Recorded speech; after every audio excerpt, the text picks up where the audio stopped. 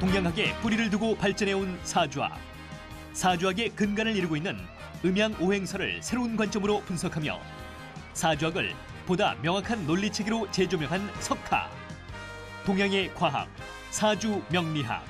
이제 그 근본 원리를 석화와 함께 명확한 이론체계를 통해 밝혀보자.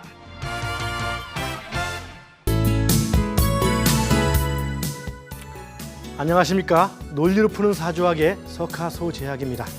여러분, 오늘도 매 순간순간 즐겁고 행복한 시간들 되시기 바라겠습니다. 자, 오늘은 24번째 시간으로 12운성과 왕상휴수사라는 주제를 가지고 강의를 진행하도록 하겠습니다. 지난 시간에 이어서 이제 12운성에 대해서 이제 두 번째 시간이 되는데요. 자, 여러분, 12운성이 뭐라겠습니까? 인간지사, 태어나서 즉 생로병사, 즉 잘하고 그다음에 잘 살다가 또 병들고 죽고 다시 또 엄마 뱃속에서 다시 또 태어나는 개념, 즉 어떻게 보면 윤희의 사상처럼 들릴 수 있겠지만 우리 오행론 자체가 어떤 윤희의 구조 속에서 움직이는 겁니다. 물론 그것만 의미하는 게 아니라 여러분들의 작은 단위, 하나의 사업이라든가 아니면 어떤 하나의 직장에서의 어떤 흐름, 모든 것들의 패턴의 흐름을 의미하는 것이 바로 12운성이 됩니다. 이 12운성과 또한 오행이 각각 그 오행을 어떤 시각으로 마주보고 있는가, 내지는 오행을 대하는 시각이 어떤가, 이런 것들에 대해서 왕상휴수사라는 차원으로 공부를 해보도록 하겠습니다. 자, 포태법 기억나시죠? 자, 다시 한번 봅시다. 같이 한번 읽어봅시다. 저기 저 해운대에 있는 김 선생님, 이번에는 그냥 구경만 하지 말고 입만 뻥끗하지 말고 다 보입니다. 보여. 따라하세요. 아시겠죠? 자, 절태양생 욕대관왕 쇠병사묘. 다시 한번 같이. 절태양생 욕대관왕 쇠병사묘. 여기서 관을 록이라고도 표현한다 했습니다. 건록이라고도 표현한다 했습니다. 그래서 이 개념을 알고 계시겠습니다. 자, 그리고 이 절은 마디절이자고, 한문은 마디절자죠. 제가 그 오행의 갑과 을, 병자 이런 것들을 한문 가지고 그 의미를 다 찾을 수는 없습니다. 그렇죠? 그건 원리이기 때문에. 단지 그러나 이렇게 그 세세한 이론으로 내려갈수록 옛날 그 선인들이 거기에 합당한 한자로 써놨기 때문에 그걸 보면은 최소한 그 중에서 어떤 한 부분들을 지금 캐치할 수는 있겠죠. 절이라는 개념은 뭔가 완전히 끝난다는 걸 얘기합니다. 그리고 사실은 그냥 아무것도 우리가 지지충의 개념을 생각해. 충이 뭐라겠습니까? 충돌 후에 비워지는 것. 즉 원래 이 충자의 의미가 빌충자의 개념이라 있죠. 찌를 충자, 빌충자의 개념. 즉 충돌 후에 비워지고 비워진 뒤에 다시 채워지고 변화가 생긴다. 즉 뭡니까? 있던 곳, 지지는 인간 세계는 뭔가 차 있는 상태지 없는 무의 상태가 아니란 얘기죠. 즉 천가는 무라고 볼 수도 있겠지만은요. 물론 이 무라는 그 도가에서 얘기하는 유를 생하는 무의 개념입니다. 완벽한 무의 개념이 아니고.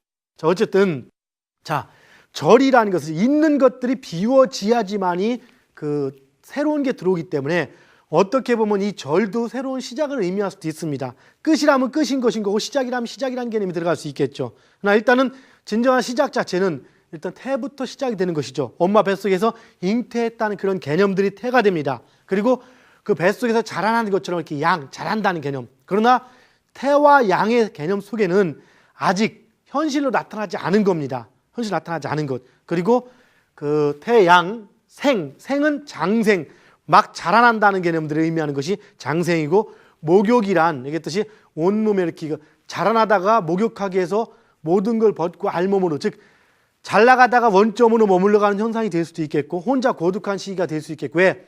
알몸이란 개념은 주위에 있던, 우리는 알몸을 보진 않습니다. 서로. 물론 목욕할 때는 보겠지만, 그래서 얘기를 하는 겁니다만은 알몸이라는 의미 속에는 혼자라는 의미도 있고 외롭다는 의미도 같이 포함될 수도 있을 겁니다. 아마 제 생각에는 그런 의미들을 치상했지 않았나 생각이 듭니다. 자, 그 다음에 그 목욕 다음에 그 다음에 그 뭡니까? 대관대죠. 관대는 이제 막 이제 즉 자라났다가 혼자 또 고독한 시기를 지나면서 사이에 철들면서 뭔가 알아가는 시기, 바로 이런 시기를 볼 수가 있겠고, 그 다음에 그 시기에서 이제 역량을 발휘하는 시기, 역량을 나름대로 발휘해 나가는 시기가 관이고, 최고의 역량을 발휘하는 시기가 왕이고, 그 다음에 약간 물러서는 시기가 쇠고, 그 다음에 늙고 병드는 시기, 그 다음에 죽는 시기, 그 다음에 죽는 걸 사라고 치고, 그 다음에 이제 죽고 나서 무덤에 묻히는 시기를 묘라는 개념으로 칩니다. 이걸 좀 이따 또 다른 각도로 한번 설명을 해나갈 텐데요. 몇 가지 각도로 설명을 할 겁니다. 왜? 하나의 그 이해를 여러분들이 시키기 위해서 하는 거기 때문에 한번 좀 들어두십시오. 실제 여러분들은 이걸 가지고 이 패턴만 알고 계시면 됩니다. 꼭 어떻게 적용되는 자체가 중요한 게 아니고요. 자, 일단 지지의 흐름을 다시 한번 적을 때 해자, 축으로 적습니다. 해자, 축 하면 우리 이제 나오죠. 방합수, 그렇죠? 그냥 수, 북방수, 방합수, 왕지, 맹지, 고지 이런 것들은 이제 착착 나와야 됩니다. 지금도 해를 보고 돼지만 생각한다면 참 골치 아픕니다. 배부른 돼지보다는 배고픈 뭐 누가 된다고 하죠? 자, 인, 묘, 진, 그 다음에 사, 오, 미, 신, 유, 술. 이것이 우리가 지지의 흐름입니다. 천간의 흐름은 가불병, 목화토금수겠죠. 지지의 흐름을 가지고 얘기하는 겁니다. 오행의 흐름이 아니라. 오행의 순환을 음양으로 나눈 것이 십간의 순환입니다. 이 십간의 순환은 오행인데 이것이 아니고 지지에서 나타나는 현상. 그래서 지지는 원래대로 치면 목화금수 4개밖에 없겠죠. 그러나 어쨌든 오행도 존재하는 거기 때문에 토도 있을 수는 있습니다. 그래서 목화금수 4개나 아니면 거기 토까지 포함한 것들이 이 12지지를 흘러가는 것들을 얘기합니다. 이것을 뭐 자월부터 다시 한 바퀴 돌아서 오는 그 해월까지 개념을 얘기할 수도 있고 자년부터 해년까지를 얘기할 수도 있지만 꼭 그 연이라는 개념을 두진 마시고 단지 이런 패턴만 머릿속에 잘 심어 두십시오. 자, 이것을 그 화의 개념으로 일단 먼저 생각해 보자겠습니다. 그래서 우리가 예전에 그 배웠듯이 지장간의 원리를 배울 때 그 설명을 얘기했듯이 화는 자기가 꺼리는 수, 이렇게 수를 지나서 바로 생을 한다라고 얘기했습니다. 생, 그렇죠? 수를 지나서 생을 한다. 그래서 여기서 우선 이걸로서 하나를 이해를 해나가지 않습니다. 이렇게 생. 그래서 바로 이것이 생이 되는 거죠. 생. 그래서 그 사오미 화가 화, 이것은 화를 얘기하는 겁니다. 그리고 화에서 굳이 병종화로 나눈다면 병화를 또 얘기하는 겁니다. 그래서 생, 그 다음에 욕, 그렇죠? 절대양 생, 욕, 대. 이대로 생, 욕, 대, 관, 왕. 관은 록이라고 같이 쓸 수도 있다겠습니다. 이렇게 록, 걸록, 왕, 쇠, 병, 사, 묘. 그리고 절, 태, 양. 그래서 여러분들이 의미를 두어야 할 것은 잉태를 한다는 태, 자의 개념부터 시작해서 태 개념을 기준점으로 생각을 해두라는 얘기입니다. 물론 수의 개념을 치면 수는 원래 뭡니까? 수는 이거 화를 기준으로 칠 때 수는 수의 음과 양은 해와 자입니다. 그리고 가장 왕성한 건 사와 오입니다. 그래서 이걸 칠 때 이제 양간은 음간과 음간은 양간의 개념으로 칠 수 있는 부분이 여기 나오겠죠. 그러나 일단은 그 양병화의 개념으로 잡고 음인 자수의 개념으로 태로 잡아서 이렇게 돌려주면 됩니다. 그럼 우선 이 개념을 알고 있어야 돌릴 수 있겠죠. 자, 이것을 가지고 한번 다른 각도로 일단 인간사에 한번 적용을 한번 해봅시다. 물론 일단 사업을 한다고 볼 때 사업이라고 봅시다. 여러분 누군가 살아가면서 어떤 사업을 하다가 이 사업을 하다가 항상 그 사업만 하는 게 아닙니다. 예를 들어서 식당을 운영했다. 아주 대규모 식당을 운영했다. 아니면 접고서 뭐 광고 회사를 운영한다. 이렇게 하듯이 이렇게 변해간다고 칠 때, 자, 여러분들이 인간사니까 지금 뭔가 예를 들어 식당을 한다라고 치든지 식당을 한다라고 칠 때, 그러면 식당을 할 때는 우선 여러분들이 다른 걸 하면서 식당을 하게 됩니까? 아니면 다른 걸 정리하고 하게 됩니까? 뭔가 정리가 돼야지만이 새로운 걸 할 수가 있는 것이죠. 바로 이 부분이 뭐가 되면 절이 되겠죠. 뭔가 정리하는 시기, 싹 비우는 시기, 정리해놓고, 자, 그 다음에 어떡합니까? 이제 식당을 하고자 맘먹고 나서 어떻게 하고 다닙니까? 계약을 한다든가. 처음에는 알아보겠죠. 정리와 동시에 무슨 식당을 할까, 뭐기 좋은가, 어떤 게 알아봐서 무슨 체인점이 좋을 것이다 뭐다 결론을 내리고, 체인점이라 결론을 내렸다 치면은 이제는 거기 가서 계약하면서 준비하겠죠. 맞습니까? 자, 우리가 봅시다. 계약하면서 준비하고 할 때 주변 사람들은 당신이 누군가가 이 사람이 식당을 하는 거에 대해서 압니까? 물론 가까운 친인척은 알겠죠. 1, 2, 3의 눈법으로 치면 뭐 어떤 관계에 있을 때 3의 관계에 있는 특수한 상황의 사람들은 알겠죠. 보통 사람들은 적당히 알고 지내는 사람들까지는 모릅니다. 그렇죠? 전혀 모르는 상태에서 일단 진행이 되는 겁니다. 겉으로 나타나지 않은 상태에서 이 사람은 진행을 합니다. 가게 계약을 하고요. 계약하면 이미 시작이 된 겁니까? 안 된 겁니까? 시작이 됐죠. 그러나 눈에 드러난 건 아닙니다. 시작을 하고요. 일단 계약을 해놓고 나서부터 어떻게 합니까? 이제부터는 오픈날 잡고 막 물건을 준비하고 뭘 준비하면서 이 가게를 한다는 이 자체가 자꾸 커지는 겁니다. 잘할 양자죠. 바로 커진다는 개념입니다. 어떻게 잘하는 성숙해지는 겁니다. 그런데 아직 완벽하게 실체만 나타나지 않은 거죠. 그 얘기는 엄마 뱃속에 아기를 잉태한다고 칠 때 이 아기가 있는 상태에서 아기가 잉태하지는 못하죠. 일단 한 삶이 끝난 상태라고 보는데 일단은 비워진 충만한 상태, 공허한 상태에서 그 상태에서 잉태가 되면 뱃속에서 자라는데 아직 태어나지 않은 거와 같이 비교할 수가 있을 겁니다. 그래서 일단 양이 되다가 어느 정도 시기가 무르익으면은 아기가 태어나면 축하를 받습니다. 사람들이 몰려오죠. 이때는 운이 좋은 겁니다. 그래서 칭찬을 받고 축하를 받습니다. 이것을 우리가 막 이제 시작하는 기쁨으로 표현할 수가 있겠죠. 사업을 막 시작했습니다. 어떡합니까? 오픈했다 하면 그때부터 사람들은 막 몰려옵니다. 야, 저 집 그 식당 오픈했대. 가보니까 괜찮네 하면서 개업식도 하면 사람들이 와서 축하해주고 사람들이 많이 몰려옵니다.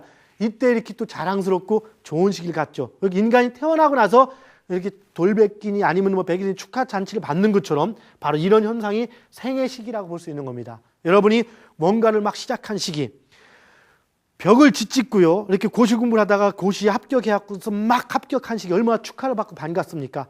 열심히 노력해서 여러분들이 군인이라면 장군을 진급했거나 아니면 회사에서 진급을 했을 때 얼마나 반갑습니까?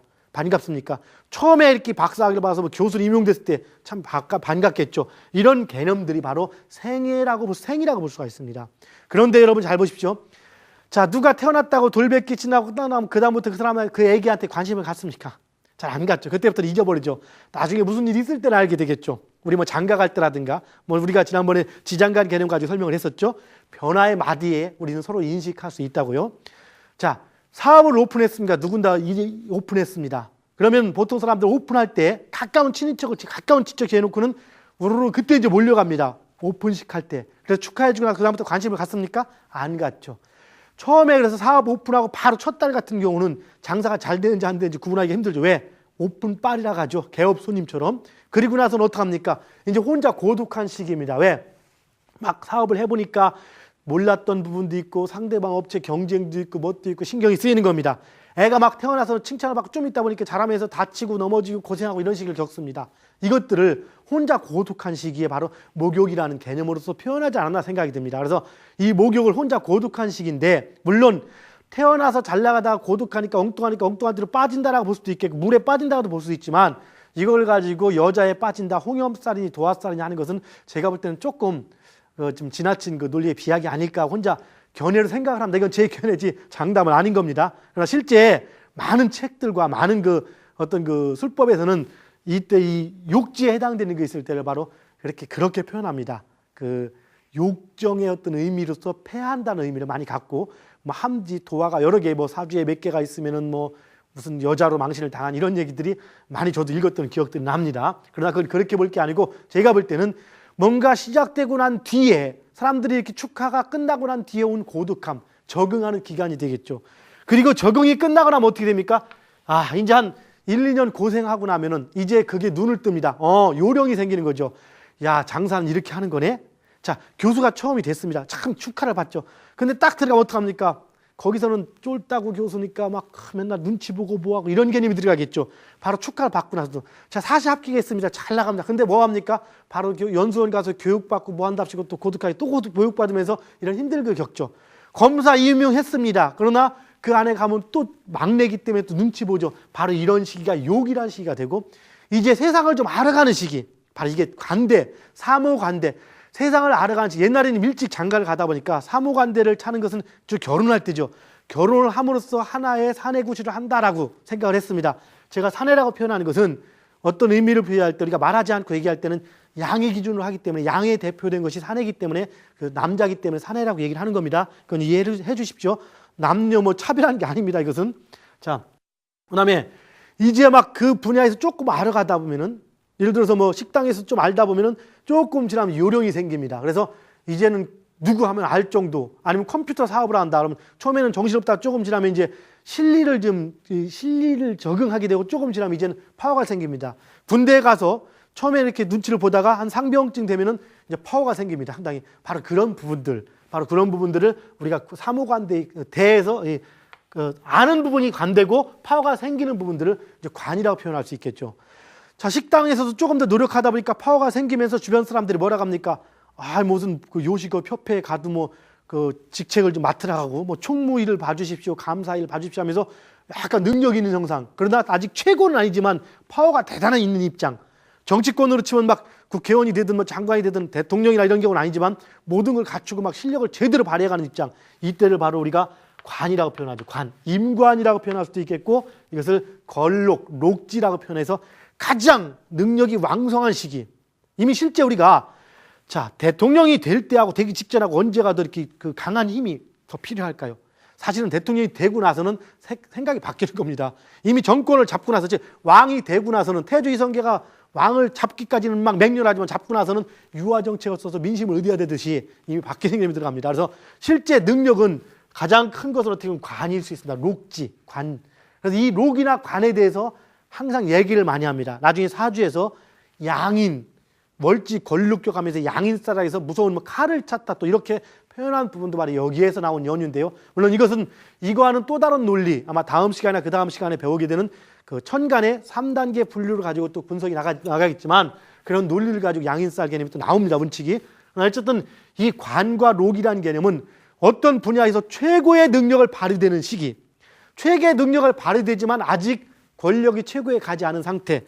통상 보면은요, 왕이 있지만 왕이 최고의 권력을 가지고 있지만 실권자의 신하가 있습니다. 이 신하가 오히려 더 큰 파워를 가지고 있는 경우가 있습니다. 우리 그 직장이나 이런 데서 보면요, 막 신빙 과장이 있고 고참 대리가 있다고 칠 때 신빙 과장보다 고참 대리 파워가 더 큰 것 같습니다. 어떻게 보면 실질적으로 바로 신빙 부서장이 와 있을 때 거기에 있는 고참 그 부장한테는 함부로 못합니다. 파워를 누가 직급은 신빙 부서장이 더 크지만 고참 과장이나 부장이 우리 더 큰 역량을 발휘하는 것처럼 바로 이것이 관의 시기입니다. 관, 록의 시기. 그러니까 파워로서는 최고의 시기가 되겠죠. 바로 이런 걸 얘기합니다.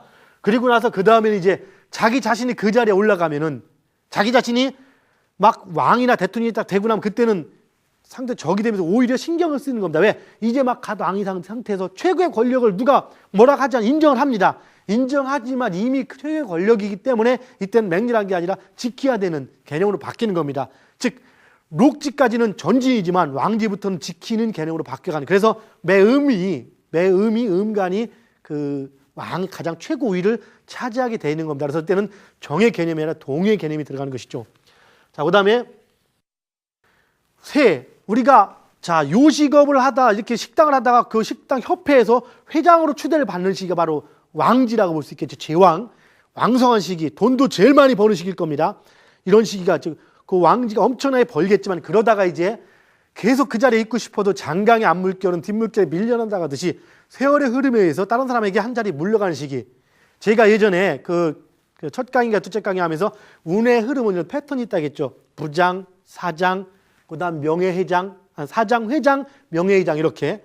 부장이나 사장 때가 역량은 가장 강하고 실권을 가지고 있고 회장이나 명예회장이 되면은 그 권력은 높되 실권은 물러나는 시기 있죠. 바로 이런 시기가 바로 회장이나 명예회장 같은 시기가 미화의 시기가 되는 거죠. 즉 이때 뭡니까?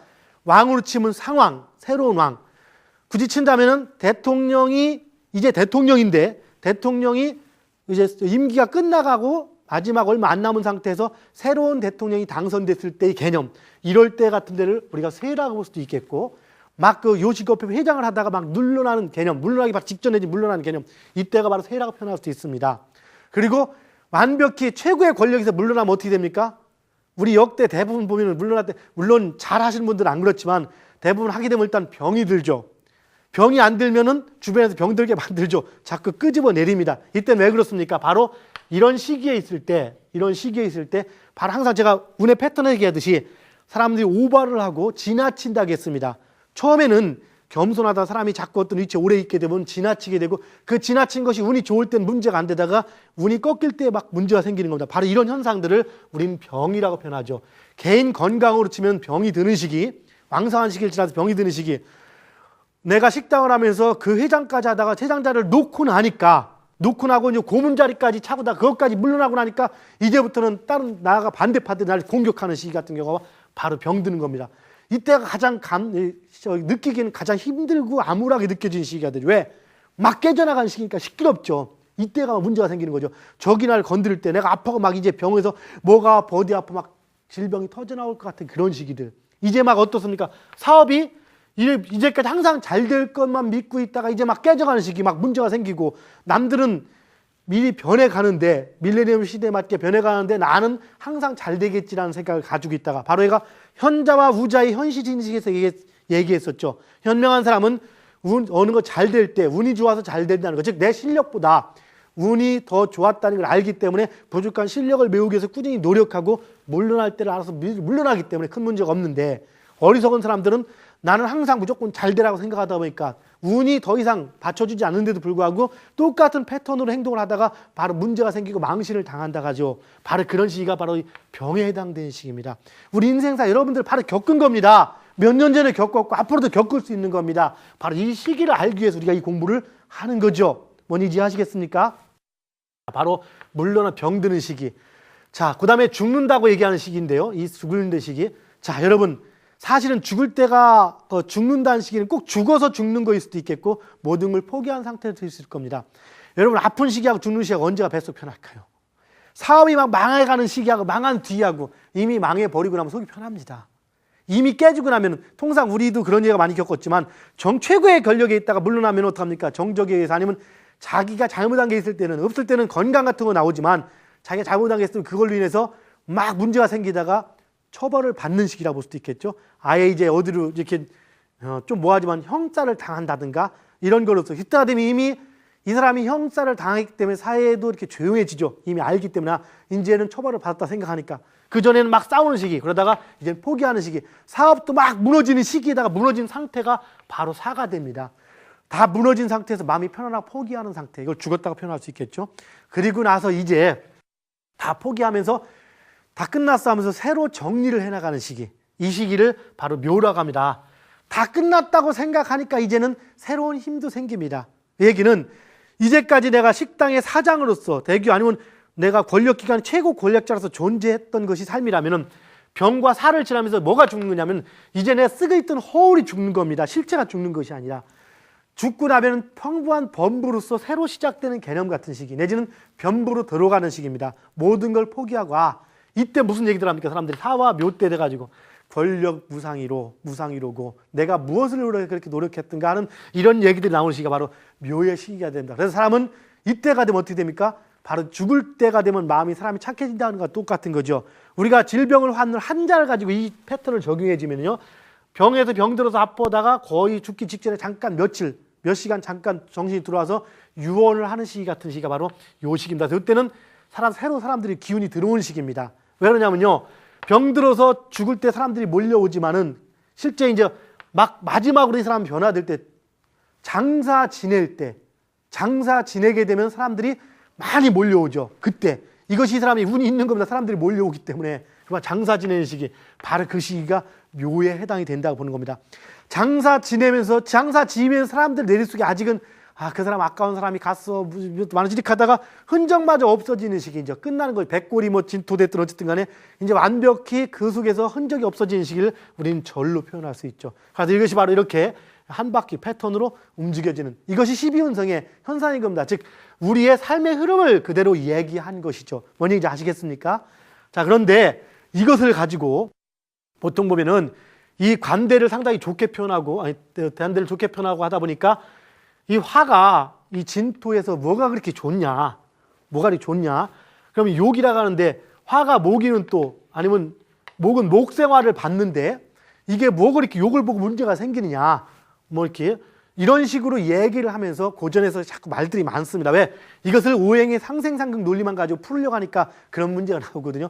이거는 오행의 상생상극 논리가 아닙니다. 인생사 흘러가는 삶의 흐름 얘기입니다. 바로 상대적 개념이 들어가는 거거든요. 이 내용도 무지하게 중요한 나중에 중요한 어떤 원리가 됩니다. 이런 원리 자체만이 중요한 겁니다.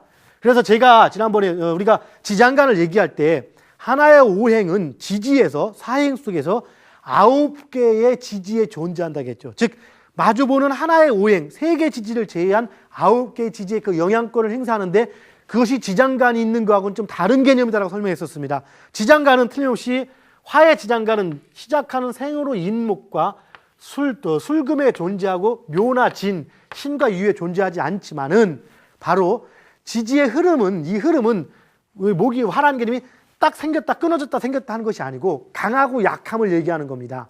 없는 것이 아니고 그렇기 때문에 이때 강하게 나타났다 이때 좀 약하게 나타나다가 새로 강하게 되는 그런 현상을 얘기한 것이지 입구엎드는 개념, 오행의 생극좌 개념 혹은 천간의 투간, 천간과 지지의 호응들 하겠죠. 지장간과 천간이 만나는 투간이나 통근의 개념을 얘기하는 게 아니라는 겁니다.